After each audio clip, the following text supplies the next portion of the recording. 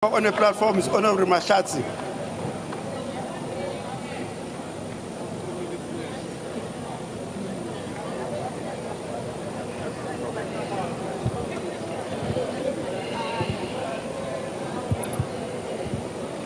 Thank you, Chairperson. Greetings to the President and the Deputy President. Greetings to the Progressive Caucus. Kgotso Africa. Honorable Zigalala, you are absolutely right that Africans must report African issues to Africans. But let us ask ourselves, those who ran to Americans to cry about Expropriation Act, are they really Africans? Do they genuinely believe in African unity? The Americans gave them platform, gave them what they wanted, and yet they remain here. Remain at the very land where they are privileged and they claim to be under threat. Where is Honorable Mackenzie's slogan now? Abahambe! Or does it only apply selectively? Mr. President, now that Expropriation Act is in law, I had expected you to outline a clear program of action for its implementation. We cannot afford to celebrate symbolic victories while our people continue to suffer. While we articulate policies, our people are starving. They have no land to produce food, no resources to sustain themselves, and no means to break free from generational poverty. The land question is not just history, it's about survival. Look at Palestine. The war waged by the so-called Israel, it's over the land. Look at the DRC, the conflict between the Tutsi and the Hutsi, it's about the land. And if South Africa reach the boiling point, it will not be about political debate, it will be about the land. So, Mr. President, it's time to act decisively.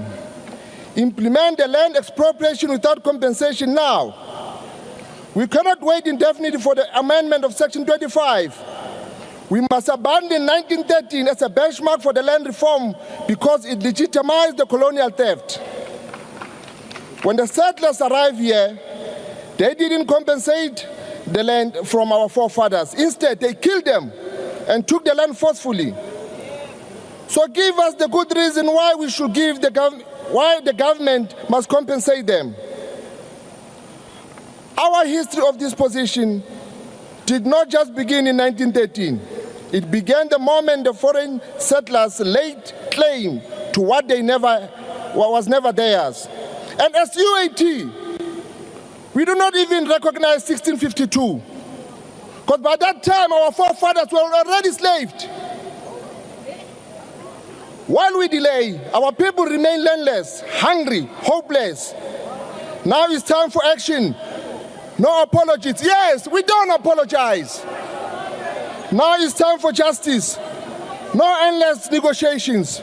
The land belongs to Africans. Implement now, Mr. President. Kadimambo. The next speaker on the podium is Honorable Daniels. Over to you, sir.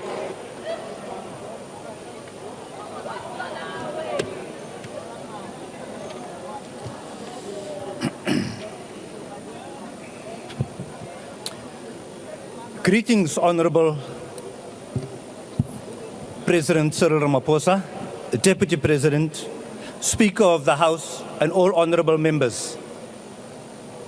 On behalf of the Patriotic Alliance, we are excited by the prospects of a 3% GDP growth as mentioned by His Excellency Ramaphosa during SONA. We are excited that our beloved country will now be turned into a construction site. And that is what we need to address the high unemployment rate in our country. Mr. President, my grandmother always said, you must look at me when I talk to you.